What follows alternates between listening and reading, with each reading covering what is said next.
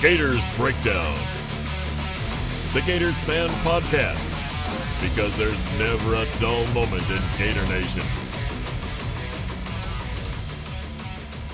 The Gators Breakdown podcast is ready to go. I'm your host, David Waters, and you can find me on Twitter at GatorDave_SEC. Joining me on this episode is Will Miles from ReadAndReaction.com and on Twitter at WillMilesSEC. We'll get into our conversation that I've teased with Gators quarterback commit Carlos Del Rio. But first and foremost, we're recording on a Tuesday night. We'll splice the interview, all that stuff together. But you had a little bit of you had a draft on Monday night. Yeah, I got roped into into being the head coach for my son's little league team. So last night I was picking other 8-year-olds to be on his team, and it's funny, once you get down to like the 5th or 6th pick, you're just trying to figure out, all right, which dad's going to actually help me out. That's really the criteria. It doesn't matter how good the player is; it matters how much his dad's going to help out. So it was a good time. I'm happy to be doing it this year. It'll be fun. I love coaching and hanging out with him and doing that sort of stuff. But, a little bit, one more responsibility for the spring that'll have to go away when the fall comes back.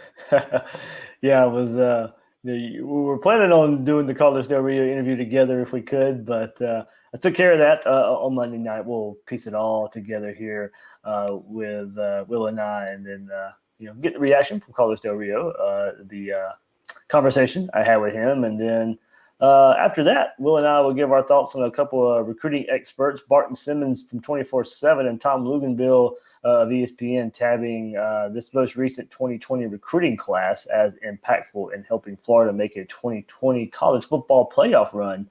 It was weird, Will, those guys released kind of the same thoughts, same article on the same day. There of kind of looking at what a recruiting class could mean for the Gators, or not just the Gators, but overall. But we would, of course, just share their thoughts on what they said about the Gators. But well, it was kind of a look back at last weekend, or kind of the last couple of days with you. I'm excited, man. I got a first daddy-daughter dance coming up this weekend. Well, life happens in the off season. You're not allowed to do that stuff once August comes around. So it's, yeah, man, that's great, right? I mean, I did that stuff with my little girl when she was younger.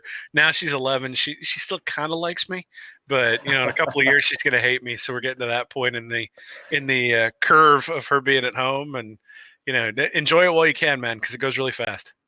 Yeah, she's already getting the dance routine down. So we'll see how successful I am Saturday night. There will be an update next week. Well, Kaylee did post some video of you dancing. Either, I don't know whether it was on Facebook or on Twitter, but your wife threw you pretty good there, buddy. But you ought to post that so other people can see it. The Twitter world's not supposed to see that. We'll see if it eventually makes the rounds on Twitter. But yeah, last week, I guess it was the anniversary of the Harlem Shake, that fad that went around, heck, 5-6 years ago or whatever. But I guess memories on Facebook pop up, and I had friends and Kaylee, my wife, share all that stuff. So yeah, it's a lot of people who didn't know me back then got to see the funny little joke that was the Harlem Shake back in the day. Well, this is one of the worries of doing a live show is that the internet never forgets. So I'm sure it's going to pop up somewhere, Dave, and I'm sure that Chris Zen will have some fun with it too. Yeah, everybody's running to Facebook right now. So, all right, we'll get into the episode here. But before we do, remember you can find Gators Breakdown at news4jax.com/Gators Breakdown. You'll find all the past Gators Breakdown episodes there, as well as News4Jax coverage of the Gators. If you missed previous episodes, catch them out there or on all the podcast platforms out there. Apple Podcasts, Google Podcasts, Spotify, all that good stuff out there, Stitcher as well. Also follow Gators Breakdown on Twitter and Facebook at Gators Breakdown. And a reminder, coming up, come see me for a speaking engagement for the Fighting Gators Touchdown Club in Gainesville on April 23rd, the week after the Gators spring game. Be plenty to discuss. The rest of the schedule coming up this spring consists of Gator basketball writer Chris Harry on February 27th, or a couple more days before that. March 26th will be Coach Savage and head coach Dan Mullen on May 28th. So without further ado, let's get this episode started with a short conversation with Gators quarterback commit Carlos Del Rio. And we're joined now by Carlos Del Rio, 4-star quarterback commit for the Gators from Loganville, Georgia, and Grayson High School. Carlos, thanks for hopping on Gators Breakdown. Thank you for having me. Absolutely. So let's go back a little bit. And it was last July, Friday Night Lights camp. You in Gainesville, taking part in the camp and commit to the Gators that weekend. So what made you commit to Florida, and then what does that commitment mean to you today? I committed to Florida because of the connection that I had with the coaches. Also, I got family down in Florida. Every time I took a visit to Florida, it was just a good community. I liked areas around Florida, and I also liked the school, the education, the players, the coaches, and how the players and coaches had a connection with each other. And the commitment means to me that, like, basically I'm all in for the Gators. Like, once I get there, I'm ready to work. What was it about Dan Mullen? Was it his history with quarterbacks? Is it what he proved at Florida in year one? What was it about Dan Mullen that sold you and committing to him? During the camp, Dan Mullen, he came up to the quarterbacks a lot to help out on his own instead of just letting the quarterback coach do it by himself. He actually got hands-on during the camp, showing that he actually knows progressions, he actually knows footworks and mechanics, and that was a big thing to me to make me commit. I think one big thing that has Gator fans excited for you, and we've seen it, the last month or so, but that's kind of when it's been ramped up. But you've been doing it the whole time since you've been committed to Florida. But the Gator Nation is kind of happy to see you out there helping recruit your future teammates. So what goes behind that? How are the conversations like? Just seeing them at camps or seeing them at schools or in person. Like, I just get to know them at first. Then during the camp, I'll see what type of player they are, if they're emotional, if they're passionate about the game, see if they're aggressive with the game. And once I see it, if I feel like they can contribute to the team, then, I just walk up to them, ask them if they got any offers, if Florida's been looking at them.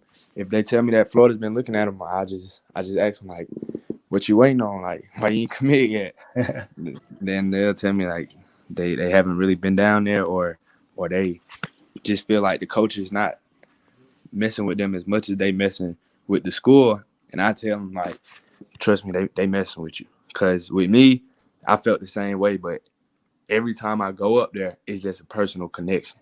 So I tell them, you just got to go up there, keep going. Every time you go up, the coaches will look at you not only as a football player, but as a child of their own.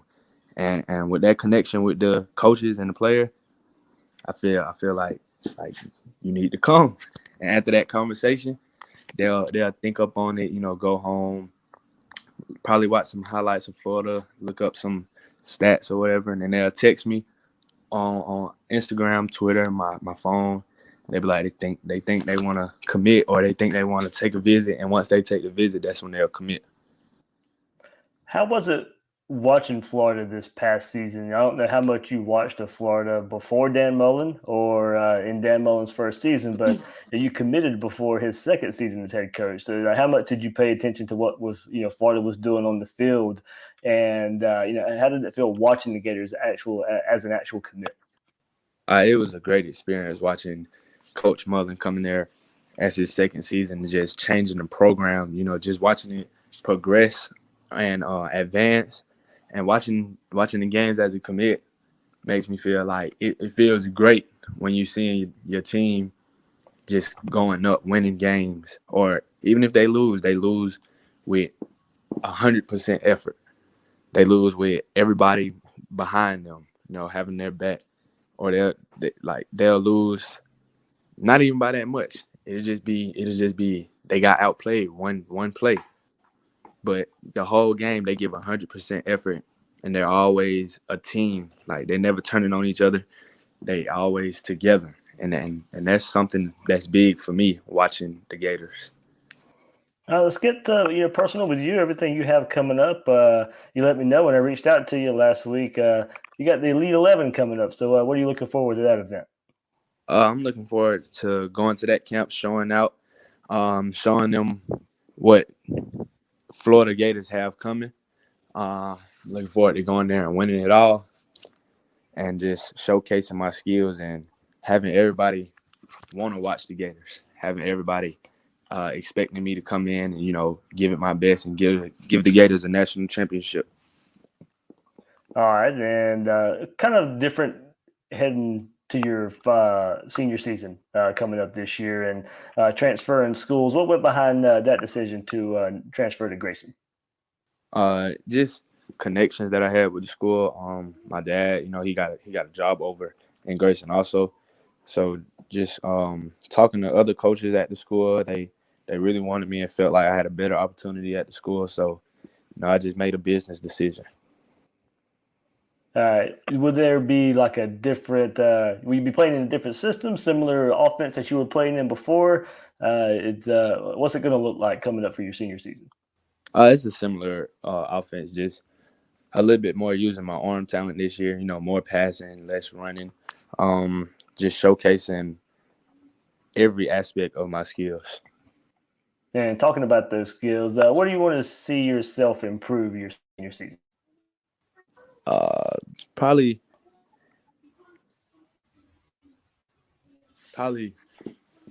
just staying in the pocket. Not even staying in the pocket, like pocket movement, keeping my eyes downfield,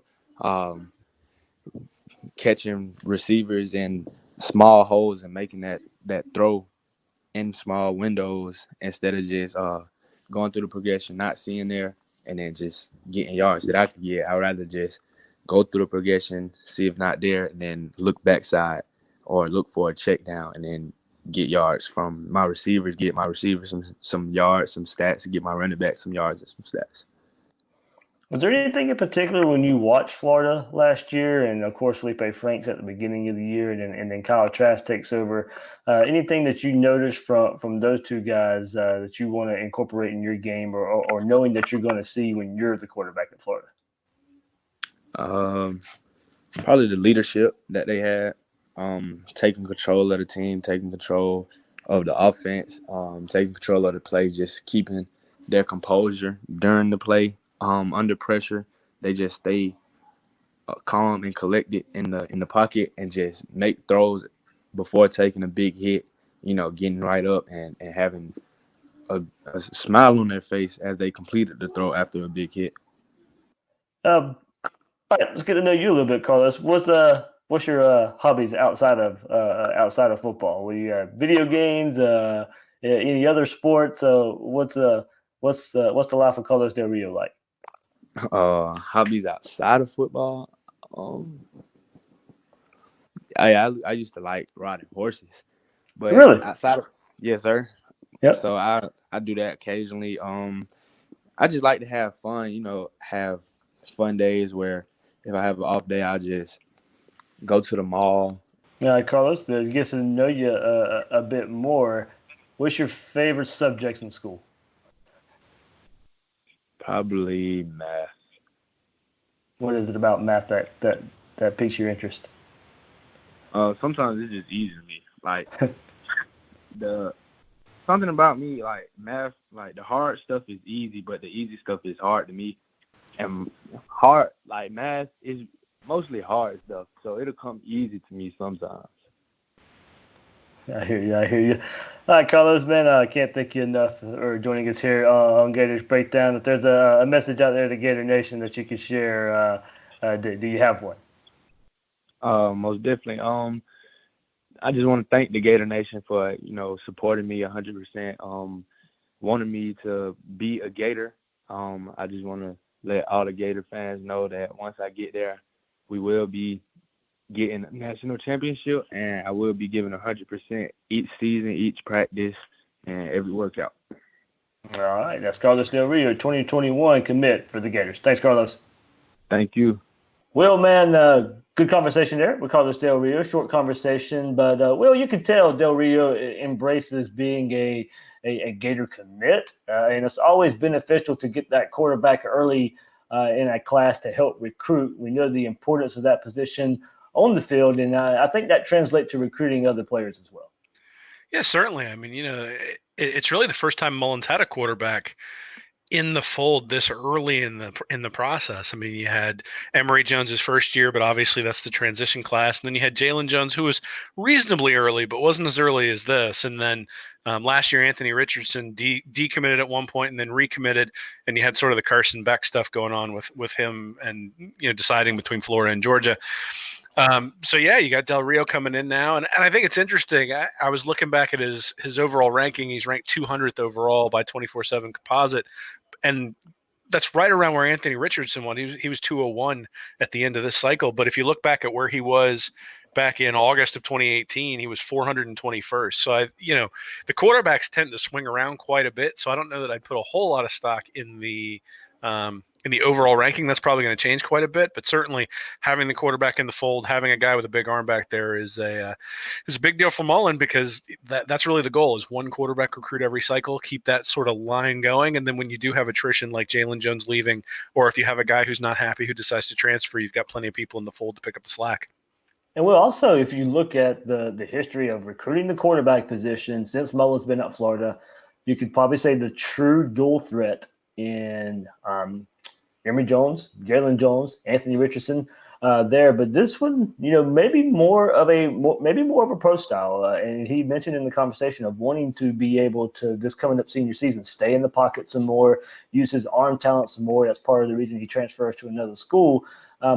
This is, I won't necessarily, pro style dual threat. That's kind of labels now that almost are kind of outdated. You're starting to see a lot more also in the NFL of quarterbacks that need to be able to move, at least move in the pocket a good bit, make something happen if a play breaks down. But we know, if for the sake of college football, dual threat, in a quarterback that can make something happen with his legs, a run package design, an offense design around the quarterback's legs to make pick up short yardage plays, third and goal, third and short, fourth and goal, fourth and short.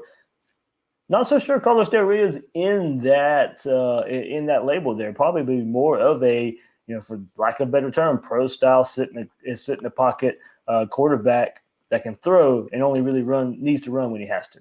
Yeah, it's interesting. I mean, the debate this offseason between Trask and Emory Jones has been sort of based in the fact that Emory Jones is perceived as a better fit for Mullens' offense. But I think one of the hallmarks of Mullens' offense is he's able to take advantage of guys with complex and different skill sets, so long as they're able to do certain things in his offense well. And 24/7, it's interesting. They have the skills for Del Rio listed at delivery, arm strength, and size at 8. Intangibles, pocket presence at 7, and then outside the pocket mobility and accuracy at 6. And you really, I guess it sort of depends on when you look. If you look 2 years ago as a sophomore, he was only completing about 59% of his passes. This year he completed 64% as a senior, but he only had 13.3 yards per completion, which does indicate that he was dumping it off quite a bit. So that sort of goes to what he was talking about in terms of being able to stay in the pocket a little bit longer, go downfield, use his big arm. The other thing is that Tim Tebow, though he was a dual threat and though he was a really effective runner, was not somebody who was running a 4.40. Right. He had a different style of running, but that style worked within what Dan Mullen wanted him to do. And I think for people who didn't necessarily know a whole lot about Tebow when he burst onto the scene in 2006, the size that he ran with, essentially being a fullback in that offense, was a surprise to people. And so I think Mullen gets creative. He finds ways to use guys and puts them in situations to succeed. And I suspect he's going to do that with Del Rio as well. But I think it's a misnomer to say that someone is a perfect fit for Mullen's offense. I think what he really wants to make sure of is that he's putting the defense in a situation where the defense is at a disadvantage. And whether you do that with RPOs, or whether you do that with read options, or whether you do that with a quarterback who reads the defense and can really stretch it, and also maybe use running backs to get out into the flats. Mullen's going to find a way to do that regardless of who he's got as the personnel. He just needs somebody who can execute his offense, get the ball in the right place, and the program will be successful. All right. So, special thanks to Carlos Del Rio for jumping here on Gators Breakdown for this short conversation. Really glad we could get him on here. Really looking forward to him putting the finishing touches on this class from a player's perspective and helping get all these recruits in. You can see him out there, follow him on Twitter. There's even competition between him and other players out there. It seems like who can recruit the better players for the 2021 class. So something to watch out there with Gators quarterback commit Carlos Del Rio. So, well, it's something that caught my eye. It was late last week, and I sent this to you. Figured it'd be a pretty good conversation piece here. Just like I said earlier in the episode, kind of surprised that two articles with almost the kind of same style of topic and looking back at the 2020 class and how impactful they can be, even early impacts as well. So ESPN and 24/7 released articles. We'll start with ESPN first, and Tom Luginbill. And the article was titled, "Who Improved Their 2020 College Football Playoff Chances Through Recruiting?"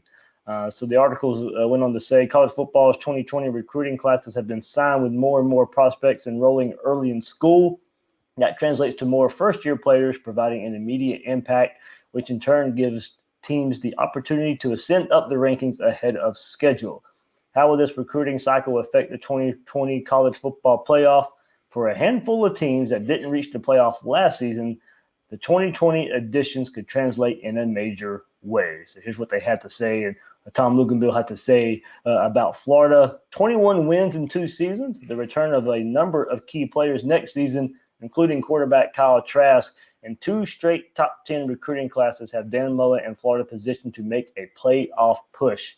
The position hit the most by graduations and departures as wide receiver. The Gators signed 2 ESPN 300 wideouts who are expected to make an instant impact. Xavier Henderson, the younger brother of former Gators corner C.J. Henderson, brings a 6'3" size and elite athletic ability for his size. And 6'4" Jaquavion Frazier is a physical presence who plays through contact and wins in traffic. 2 early enrollees on the offensive line who could factor in quickly are tackle Isaiah Walker and guard Joshua Braun. Florida hauled in an impressive class of defensive linemen led by instant impact Jervon Dexter, Antoine Powell, Princely Umanmielen. I think I got it right that time, Will. And Johnny Brown could provide valuable snaps. Powell is already on campus and is the best edge rusher of the group. While there is a lot of talent in the secondary in Gainesville, ESPN 300 Jahiri Rodgers is already on campus and is elite when changing direction and breaking on the ball. And we'll go ahead and go to the 24/7 part of this as well. Barton Simmons and also an article titled "Projecting College Football's Most Impactful Signing Classes." He says, coaches like to remind us every year their signing day press conferences that judgment shouldn't be passed on those signing classes until 3 or 4 years down the road. That may be true, but we are also living in an era of instant impact, an era that has seen true freshmen regularly contribute in the biggest moments of college football's biggest games. He says, we've already passed judgment on the class of 2020 in our 24/7 Sports Composite team rankings. But forget the 3 or 4 year analysis. This list is about which classes are poised to make the biggest and quickest impact. So he says, though transfers do not funnel into the recruiting rankings, they are weighed here. But he didn't factor that into Florida, as we don't know the eligibility of those guys. But Barton goes on to say about Florida, Will, of the nearly 3,000 yards of receiving yards that Florida's wide receivers accounted for last fall, 65% of it's gone. So that's why he says landing top 100 receiver Xavier Henderson so important. And Florida also recruited well at the line of scrimmage, and 5-star Jervon Dexter is just too talented not to make a significant impact on the defensive front. Even as summer enrollees, 4 stars Johnny Brown, Princely Umanmielen, Jalen Lee are all threats to impact as well. On the offensive line, keep an eye on Joshua Braun, Isaiah Walker in spring practice. Are they as upgrades in terms of talent and what Florida has been able or working with up front? Speaking of upgrades, Derek Wingo's athleticism should get him on the field at linebacker despite his arrival coming in the summer. So, Will, we've discussed this class at length, of course, but both of these articles come out the same day and pretty much have the same thoughts. They pick up on what we found as important, that's important as well. Not that the Gators got really good prospects, but they got those prospects in the area of need and difference-making areas, mainly in the trenches. Yeah, I mean, I think both articles mention wide receiver, but that's not really the area that I'm the most concerned about. I mean, the area I'm really concerned about is the defense, because you figure that the when you look at the Jim McElwain era, the offense was putrid all 3 years, but the reason that the team went 4-7 in 2017 was because the defense took a significant step back. And obviously, Mullens been able to do a really good job with the offense and make it sort of a top 25, top 30 offense, but hasn't really taken that step up to make it a top 10 offense.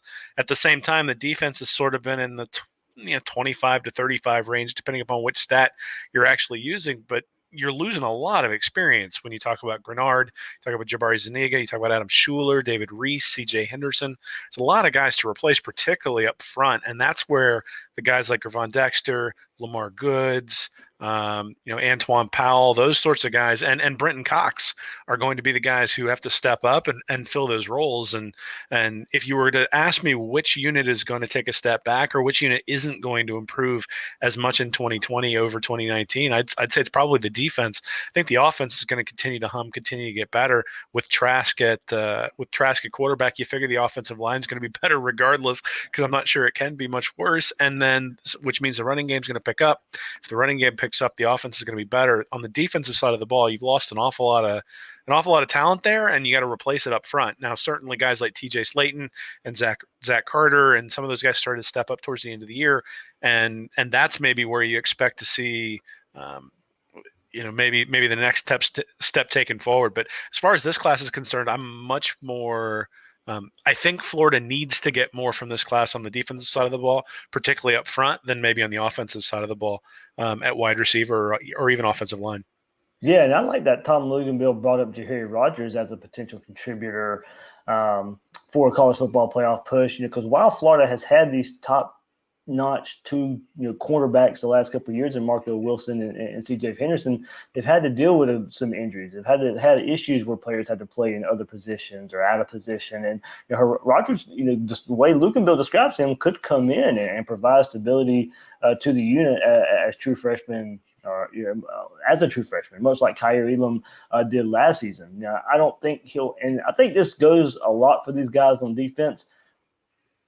They don't have to be a contributor if everything goes right, but how often does that really happen? You're going to have to deal with injuries. You're going to have to deal with stuff like that, adversity throughout the season. So if everything goes right, injury-wise, in the defensive backfield, Rodgers, you can kind of work him in, and that's kind of the way I see these guys in the trenches too. You can work him in. You don't have to force him out there, because I think that's where you get in trouble sometimes with true freshmen. These guys can be impacts, but I don't think you want to have to force them out there before they're ready. And we know Mullens is a big component of that, especially at the quarterback position and on offense. But you got to think so, especially too in the trenches in the SEC. You don't want these true freshmen. You don't want to have to rely on Gervon Dexter or Goods or Human Milan, no matter if they're a 5-star prospect or a highly rated 4-star prospect. You don't want to have to come in relying on those guys, especially what you have coming back in TJ Slayton and hopefully the return of Elijah Conliffe as well. And as you mentioned, Carter and Moon coming back. You hope those guys are guys that lead the way and lead the charge, and these guys are more supportive pieces, kind of like Kyer Elam was last year. He didn't get the full bore starting 12 games a year like Marco Wilson and C.J. Henderson had to do when they come in. He was able to work in, and you saw all that progress kind of lead up to a great Orange Bowl. I think that, speaking of, especially like Jahari Rodgers from what Todd Luganbill brought up, that's kind of what I'm looking for in a lot of these freshmen is come in and make an impact, but not having to make an impact. Yeah, I think the reality is in college football today, true freshmen have to come in and they have to contribute. Florida has 10 early enrollees, have some guys who are mid-year enrollees as well. So they've got a lot of guys who will have had significant amounts of time with Nick Savage and will have had significant amounts of time in the meeting rooms to learn the offense, the defense, and contribute. And I think the reality is that you need guys from the freshman class to step in, and not just necessarily on offense or defense, but one of the things that we've talked about extensively is, the idea that Freddie Swain never muffed a punt. Or you look back at the 2006 team that won the national championship, and one of the moments that kind of gets forgotten is the muff punt that was recovered against Arkansas by Wandy Pierre-Louis, right? And that's a guy who contributed both the 06 and 08 championship teams. It's not somebody we necessarily look at and say, oh, that's somebody from that team that Florida couldn't have won without him. But really the reality is Florida couldn't have won without him because he made key plays in both seasons that helped contribute to the national championship. So, it's not necessarily that these guys are are coming straight out of the chute going to be stars. Now, you'd love if somebody like Dexter or somebody like Wingo or somebody like Rodgers is a star and just sort of locks down his position. You go, all right, we got that one taken care of for the next 3 years. Don't have to worry about it. But even if they just can come out and contribute on special teams and sort of allow guys like Trevon Grimes to not have to run down on punts and kickoffs, to allow guys like Kyrie Elam to not have to go out there and participate on those sorts of things. Just the depth and the quality of the players that Mullens brought in this class, I think, is going to improve things just because of the ability to focus on special teams. It's been a really long time since we've seen a bunch of block punts or block field goals from Florida teams. I think as Mullens starts to build up the talent base of the team, starts to get these guys competing on special teams exclusively, we may start to see that coming back a little bit too. Yeah, I know it gets a lot of heat too from all the the coaching staff and special teams coordinator and all that. Yeah, I mean, Florida's got good field goal kickers. They're not dropping punts. They're not fumbling kickoffs and all that. So, I mean, I get it. And Knox getting the hit on recruiting and all that stuff. But the special teams may not be. And look, the punt game has been awesome as well the last couple of years. So I understand the angst there sometimes, but special teams have been pretty good there. So as you said, maybe we will see some of these true freshmen making impacts there. So one more aspect, Will, of these articles, and both mentioning that, what Florida's losing at wide receiver. And of course that can't be overstated enough. We know that. And then these true freshmen coming in that can contribute. And yes, the Gators lose a lot there, but there's also a bit coming back with Grimes, Tony, Copeland, Pitts, all those guys proven in some form or fashion. There would like to see more, of course, from Tony and Copeland coming up. Tony as more of just becoming more of a receiver, and Copeland just kind of maybe breaking through and being that receiver we expected him to be when he was recruited. Now he gets that chance to show that. No shame in not getting more catches with. You have those guys that are contributing this week in the NFL Combine out there. You can't get in over those guys. That's those guys are good, and there's a reason they're in Indianapolis at the Combine. So, look, then we get to the wide receivers that redshirted last season, Will, and Deontay March, DeMarcus Weston, Trent Rittemore. The staff's high on that group, but none of that group was ranked as high as the incoming freshman, Xavier Henderson and Jaquavion Frazier. So I think there's the question there is, how fast can Henderson and Frazier come in and make a presence? They won't be here until the summer. We'll have to get adjusted to college life and college football. But, Will, I look at it this way for these guys, especially on offense, if these guys are making an impact this season, I don't think it would be at a disservice of the other wide receivers, but it would be because, these guys are just that good. The best thing will be for these players to have some kind of impact, because I think that means Florida, Florida be really deep at receiver if these guys also come in and perform much like we've seen the last couple of years, and not having the same guys make all the plays. If Fraziers and Henderson can come in and are contributors, then you're looking at depth at Florida receiver core that you've seen the last couple of years with Dan Mullen and spreading the ball around. I don't know if those guys don't necessarily live up to the billing in true freshmen. Do you see Grimes, Tony, Copeland, Pitts being the main targets all season long, mainly spreading out the catches with those four guys? I think it'd be interesting to look at, but with these guys coming in late, I do think wide receiver is that position. A true freshman can come in and really make an impact. And I know everybody's heard the saying a lot, the further you are away from the ball, the easier it is to come and play. So, yeah, there is a lot of truth to that. But I do think the best thing is, these guys come in and contribute and just create, as we just really kind of said, just create more depth. And really at this receiver position it would just be a rehash of the last couple of years. Yeah, I mean, I think one of the things that you look at is, and I think this is something that I've emphasized when I've talked about quarterbacks in the past, is do they find guys who are open?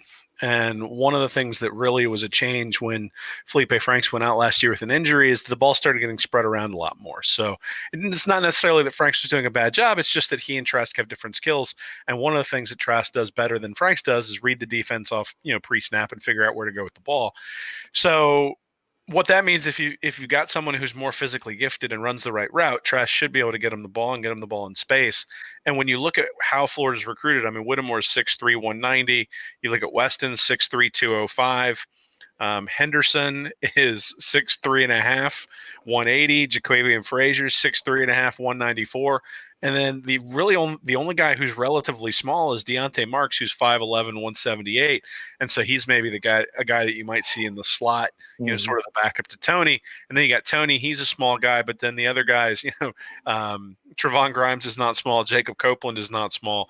So I think it's really going to come down to who can block. I mean, that's one of the things in Mullens' offense is the wide receivers get playing time when they block.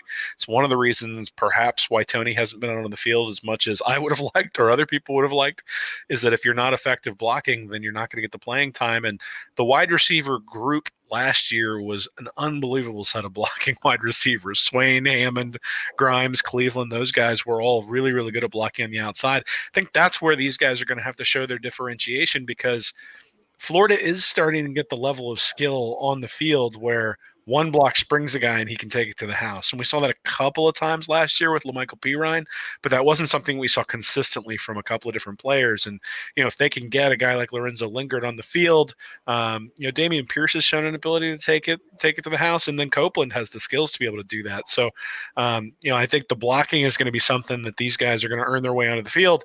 And that's maybe where the differentiator comes from the guys who came in the 2019 class over the 2020 class. Are they quite as talented? Maybe not, but they've got the size that Mullen likes. And again, if they're tenacious blockers, I think they're going to find their way onto the field, unless the freshmen come in and just dazzle with their skill set. And hey, if that's the problem, that's a good problem to have. Well, one more part of this, and I don't really want to gloss over, but this is one more. This is Tom Luginbill from ESPN.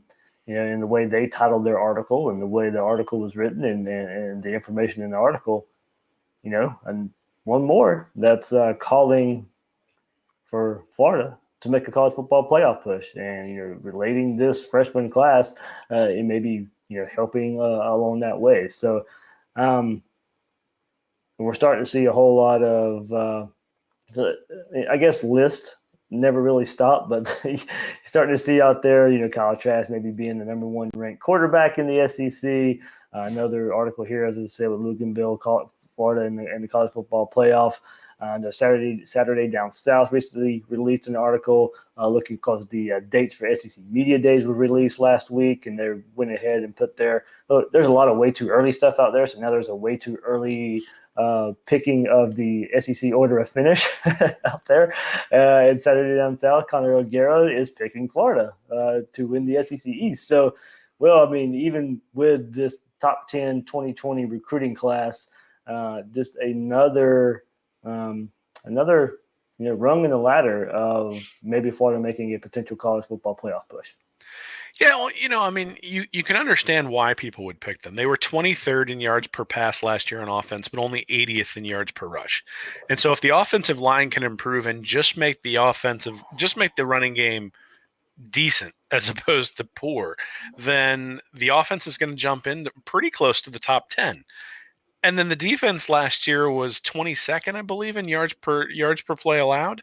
And so if the defense can stay similar, so let's say a top 25 defense and the offense can jump into the top 10, there were only 4 teams that did that last year. There was Alabama, Clemson, Ohio State, and UCF. And UCF didn't really play a huge, not exactly a murderer's row. So 3 big boys, three teams that we all consider at least championship worthy. Obviously, Alabama lost to LSU along the way, but 3 of the teams that are championship worthy sort of fit that profile. So Florida's sitting there sort of, 25th on offense, 25th on defense.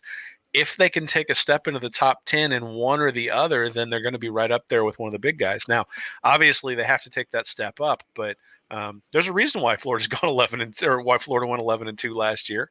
That was a very good team. I don't know that it was an elite team on either side of the ball. I think it was very good on both sides of the ball. The question is, does this recruiting class, or does the 2019 class, or do a couple of these transfers come in and convert the team on one side of the ball or the other from very good to elite? There is the possibility to do that. And in fact, if they can get waivers for the guys who have transferred in, and then you've got Zack Evans sort of sitting on the background, who's got an official visit, I think, coming up at like March 20th. Yep. All of a sudden, they've gone from having 1 5-star last year to having 5 or 6 on the roster coming into this year, depending upon, again, how they the waivers that they're able to get and whether they can get guys on the field. And there weren't a whole lot of teams last year that had more than 5-star guys when you start looking at it. I think Alabama, Ohio State, Georgia, USC, LSU, and Clemson are the only teams that had more than 5-5-stars. So Florida's starting to get into that talent profile. If you believe that Mullen does more with less, I understand why you'd start thinking that Florida is just on the cusp. We talked earlier, and I wrote an article maybe a month or two ago about 2020 really being the year that Florida has to make the run because there's some turnover at Georgia. I don't necessarily think Jamie Newman's going to be the solution at quarterback. I don't think Carson Beck is going to be the solution at quarterback, especially not as a true freshman. And Florida's got a quarterback coming back who's proven that he can win games and play well on the road in the SEC and big bowl games and all that sort of stuff. So I think there's a lot of reasons to believe that Florida has the right players in the right position to take a step forward. Like I said, the biggest worry to me this offseason is that defensive line. That's the place where there's just a lot of question marks. And, if your defensive line struggles, then your defense struggles. And if the defense takes a significant step back, it's not really going to matter what the offense does. Top 10 offense, top 50 defense, and you're Oklahoma. But unfortunately, being Oklahoma in the SEC means you're second in the East. Yeah, we've seen it play out that way. But yeah, there you go. And that's why both those articles there really pinpointed the defensive line and made sure to point out the 2020 signees in that position group as a reason Florida can make a college football playoff push. So Gator fans, if you miss it over the weekend, a pretty cool thing the University of Florida is doing in a YouTube series there. So this is The Swamp, episode 1, titled Earn It, was released on Saturday. So Will and I are just going to give a quick highlights of the newly released YouTube series on the Gators football YouTube account. I don't really want to ruin a lot of it for you guys if you haven't watched it yet, but we'll discuss a bit of it here. Maybe it will push you to go watch a lot of good stuff there. I'm in that kind of TV world, the bill-paying job, Will, as I like to call it. It's kind of a lot of the work I do there, filming commercials, filming documentaries, filming, footage, especially around college football or high school football season. We get to do a lot of that at a TV station. So the creative side of that piqued my interest as well. So it starts off with Nick Savage driving to the stadium at 4:30 in the morning, describing a typical morning routine this time of year in the off season. Getting to the office, going over a workout plan with the strength and conditioning staff, and then, taking all that into a 7 a.m. workout session. Trey Dean breaks the team in the huddle, and it's on from there. Well, man, this it really enforces just how important a strength and conditioning program is and how important a strength and conditioning coach like Nick Savage is. He's around this team so much when Dan Mullen can't be. We saw and heard just how bad this program was in the Jim McElwain, the strength and conditioning program. And look, it's been completely transformed under Nick Savage and Dan Mullen. And the first half of this special that Florida released really shows that. Yeah, I mean, nobody on that team is going to Gainesville Health and Fitness or Planet Fitness to go lift extra weights after this is over. That's for sure. And the guys certainly look like it too when you see them on the YouTube video. It looks like those guys are getting the strength and conditioning that you would expect to get from a top 10 program. And one of the things that Savage says early on in the documentary is, you don't just go hard, you go hard right, I think is the quote that he did. And I love it, right? That they're going to make sure these guys are doing things the right way. They're going to make sure that they're doing the right reps, but that the reps have a purpose and that every rep matters. And even to that effect, they have a segment where they bring in people to teach the players about life skills. Yep. And, one of the things that was a criticism under McElwain was the credit card scandal and the frying pan. And I think the frying pan was after McElwain left, but certainly was with guys he'd brought in. And you get this sort of instance. We haven't had a whole lot of that with the guys that Mullens brought in. I mean, we had a few dismissals and some things that have gone on, but you do feel like there's been a little bit more focus within the program over the last year or so, and I suspect that this has something to do with it. And the closeness and the accountability that the strength and conditioning program brings is a big part of that. Yeah, well, what you were referencing to was after the workout session, it transitioned to this Gator Life segment, and that's headed up by former Gator Vernell Brown, who's on the staff doing this. And Brown brings in speaker C.L. Shepard to talk to the team, and a couple of points there I really like from Kyrie Campbell and Marco Wilson. Kyrie Campbell, he really just speaks about being a leader. And look, Florida lost a defensive leader last year in David Reese. They're going to be looking for somebody to kind of take up that mantle coming this kind of year. And Kyrie Campbell, even before this, was somebody I was really pinpointing as maybe being that guy. And there he is on this documentary talking about the importance of being a leader and all that. Look, I know some of this is lip service. Of course, every program's kind of going through this.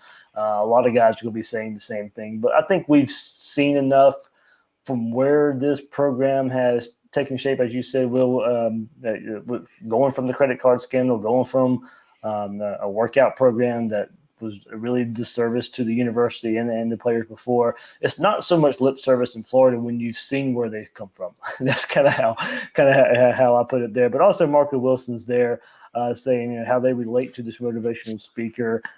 Be comfortable with the uncomfortable, and make playing football the least stressful aspect of life. That's really what it should be. These guys are in college.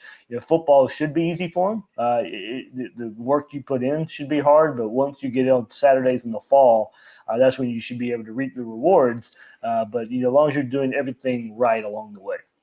Yeah, well, hopefully one of the guys who comes in and talks about life skills teaches them to stay off of Twitter during the season, because that's how you keep yourself stress-free if you're playing football at a major university. Is just stay away from that during presidential debates and the football season, and you'll be just fine. But yeah, they don't need to see what I'm saying on Twitter, by any means. Well, you're usually pretty kind unless people are stealing info. But other than that, it's really just sort of it's nice to see that the program is putting an emphasis on making sure that these guys have life skills. One thing, I'm sure that it said part 1 in the YouTube clip, so I'm sure that there's going to be more of these coming. It'll be interesting to see whether it's sort of giving us a day-to-day look or whether they're giving us a new look at the different kinds of things that they're doing. Because to me, the life skills part of it is something that's really interesting to me, understanding exactly what they're teaching the players. I know maybe under Will Muschamp, they had people come in and we're talking about relationships, domestic violence, sexual violence, those sorts of things, keeping yourself in the right situations and understanding, the nuances that go on within relationships. And I think that stopped under Jim McElwain, and I'm interested to know whether that's been reinvigorated under Brown heading up the program and really trying to bring these guys life skills, not necessarily just football skills. And one more aspect, Will, before I really liked about this, and when they were wrapping up, they have a leadership committee, and the players vote on and draft their workout team. Workouts are a competition. Look, this was something Urban Meyer kind of did. The losers go eat hot dogs and all that kind of stuff, and the winners go eat steak and all that. You draft a team there, so everybody's kind of relied on each other. And so some of the quotes here: "Don't fold in these drills or fold in the game," as these guys are tug of war with each other. Tug of war. We've seen the videos of that drill time and time again. But don't let go of the rope, and that's kind of just a moniker that they take with them throughout the season. When the times get tough on the field, don't let go of that rope. So that kind of transition is to mat drills and what Kyrie Campbell describes as a mental breakdown. That's what they're trying to do to you with those drills. But then one thing that Dan Mullens said that caught my ear here was the harder it gets, the harder I go. Good there, but it was good to see that the coaching staff is around the team as well at 5 a.m. in the morning. It's not just Nick Savage, not just the strength and conditioning coach and the players. It's the whole coaching staff. It's Dan Mullen, it's Todd Grantham, it's Greg Knox, it's Billy Gonzalez. They're all out there, taking part in doing this. And just to end it, Will, that one of the last quotes Dan Mullen had, it's not easy to be great. Yeah, man. I mean, I love the competition. I love the fact that they were dividing people up and pitting them against each other to see who would come out ahead in those strength and conditioning drills. The one thing that jumped to mind was I wonder who's got the punter. But then I started thinking, Tommy Townsend's a little bit of a renegade. He might have been a dark horse to help a team. I wonder whether Jeremy Crawshaw is stepping into his shoes and is just as wild, especially So some of those Australian guys have some interesting backgrounds. So, there's some skill in figuring out, do you get the kicker? Do you get the punter? do you get the freshman? Do you find the grizzled old veteran who's done this for 4 years now? I'd be really interested in understanding how they pick those teams, the dynamics, and I'm imagining there's some trash talk going on when one of those teams wins the competition. Yeah. To end it, Will, I think Brett Hagee said it best here. Here he goes. They're going to focus on the little things to get more than 10 wins, and get more than 11 wins, and that's where this program's at right now. Thankfully, that's where this program's at right now. We get to see this. We get to see the aspects of this in the team, and we get to see what. These are little things to I think the fan side of things, but I think we know the importance that it plays once this team takes the field on Saturdays in the fall. But this is one of those little things. Everybody looks forward to game day. Everybody looks forward to fall camp and leading up to every Saturday. But this is the little things that will add up. If Florida's going to make that college football playoff push that we just talked about here, it's going to be what they're putting in through January leading up to spring practice and then leading into fall camp. So it's that little thing. Yeah, well, I mean, this is the stuff that not everybody's willing to do, right? And I think if we're honest with ourselves, when we watched the Georgia game and even the LSU game, I think we knew it would be an upset if Florida pulled it out this past year. Against LSU, it really felt like they could, especially when it was tied, I think, at 28, or when LSU was up 35-28 and Trask threw the interception in the end zone. You felt like Florida might be able to pull it off. Against Georgia.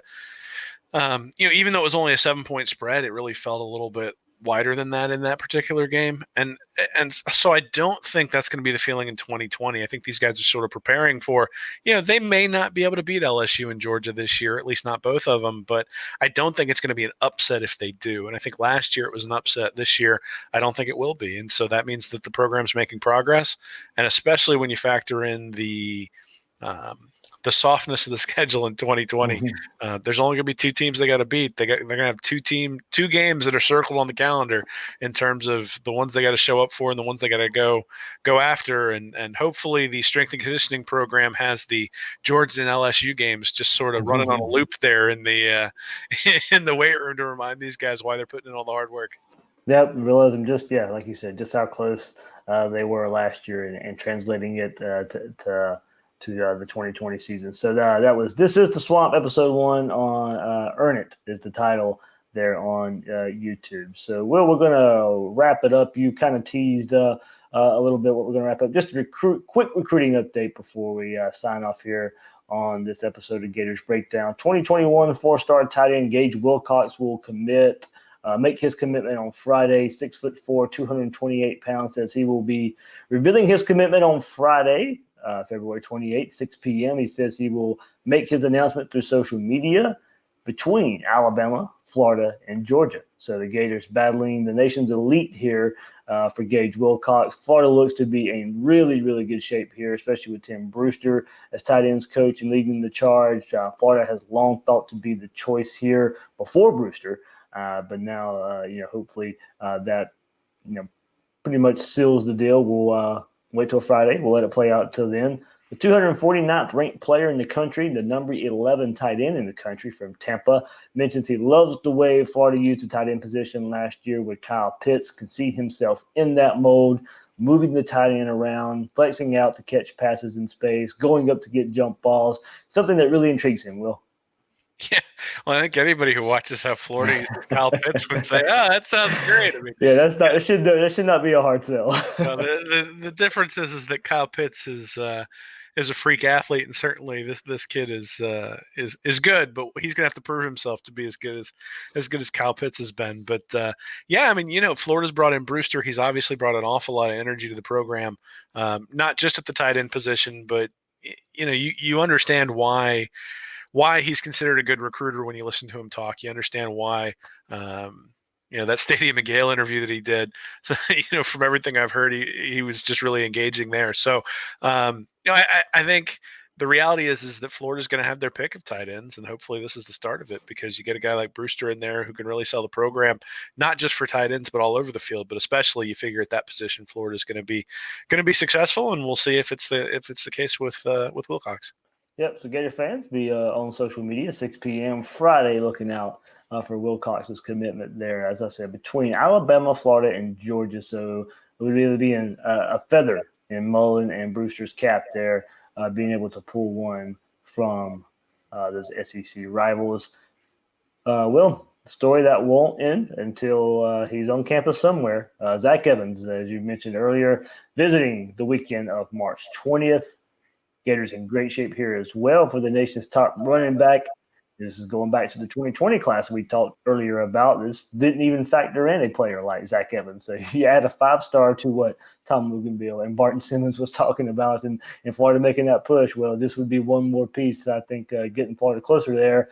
Crazy recruitment so far. I'm not sure there's many twists and turns left here, but remember, he signed a letter of intent to Georgia, so he can't sign another. He will just enroll at his school of choice in May. I think what to look out for here, Will, is if he takes that March 20th visit, does he commit soon after that?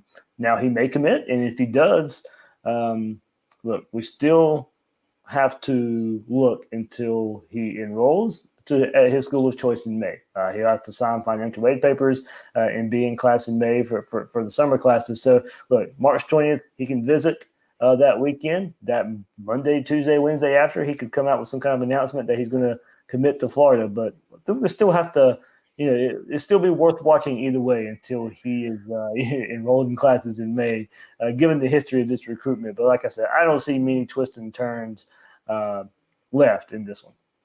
Yeah, well, this is another one where when Mr. Brewster got hired and brought in, things started to seem to trend Florida's way, which obviously is one of the reasons why Dan Mullen went out and got him when he had the opportunity to replace his tight ends coach. Certainly somebody who was an elite recruiter was one of the things that he was looking for, and it looks like from the early returns that's what they're getting. But the reality is that Florida needs to add difference makers on offense. They need guys who, Xavier Henderson is part of that.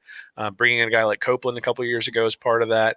Making sure you free up Tony is part of that. But if you get an opportunity to bring in a top 15 running back, that's obviously somebody you want to add. That's somebody who is a high quality player in terms of their ability to take the ball to the house.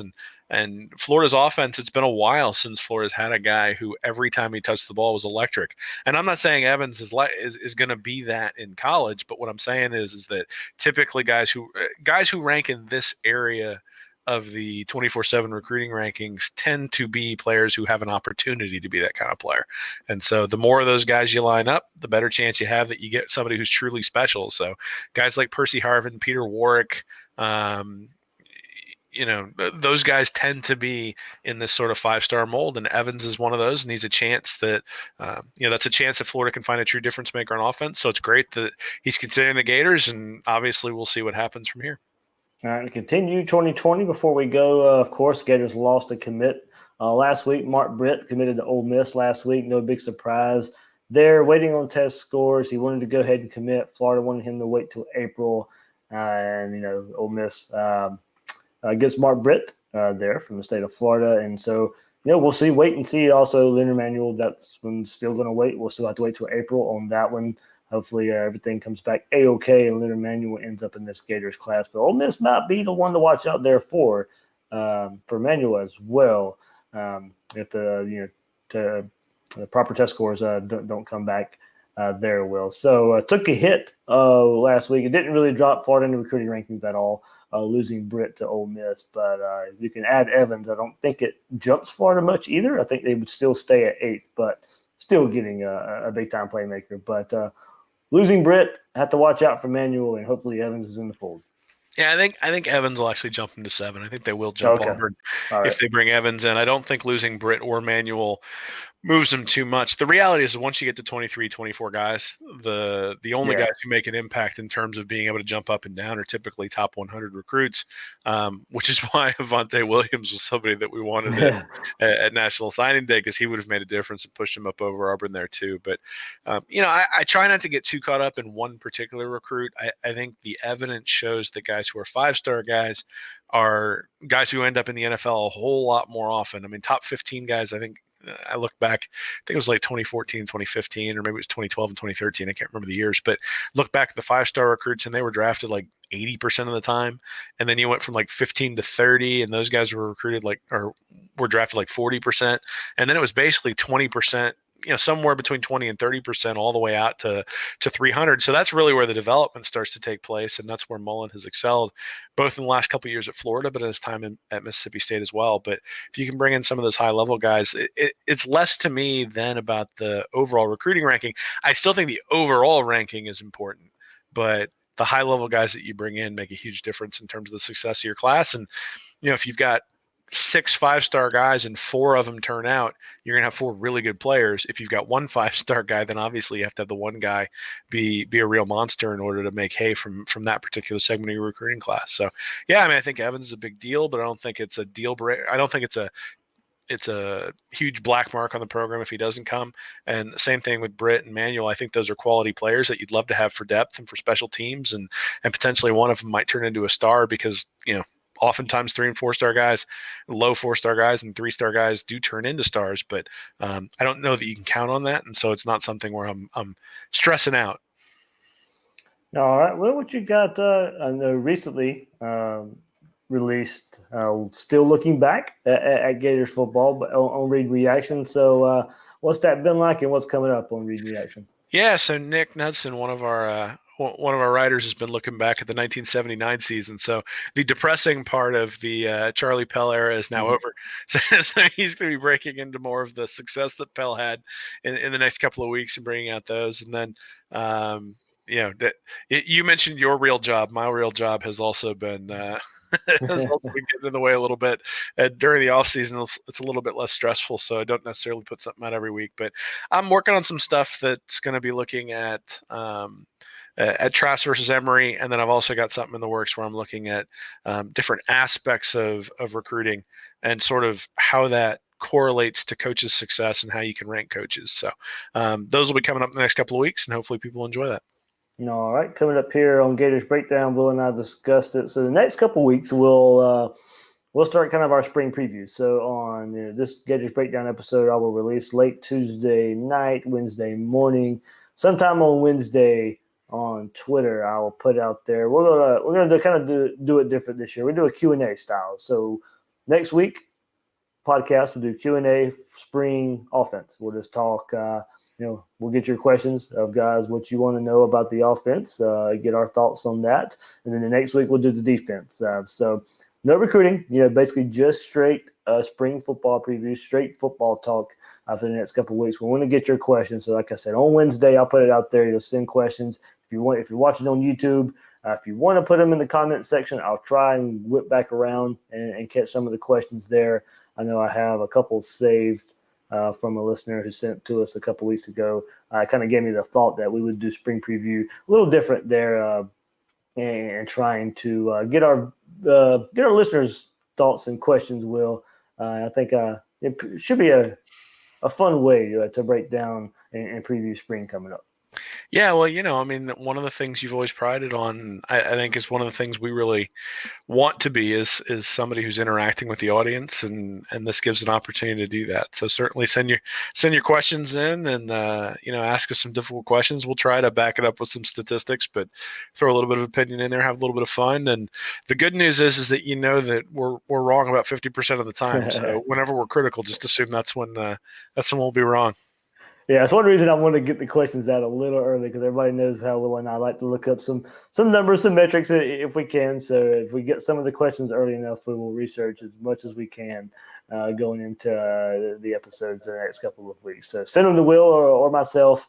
You can send them to Will at Will Miles SEC or my Twitter at GatorDave_SEC. But as I said, I'll share the post on Twitter as well. Will, anything else, man? Nah, man, just appreciate everybody supporting us, appreciate the feedback, and look forward to answering questions over the next couple of weeks. All right. That's Will Miles. You can find him on Twitter at WillMilesSEC and his site readandreaction.com. I'm the host of Gators Breakdown, David Waters. You can find me on Twitter at GatorDave_SEC. Guys and girls out there, thanks for listening to this episode of Gators Breakdown.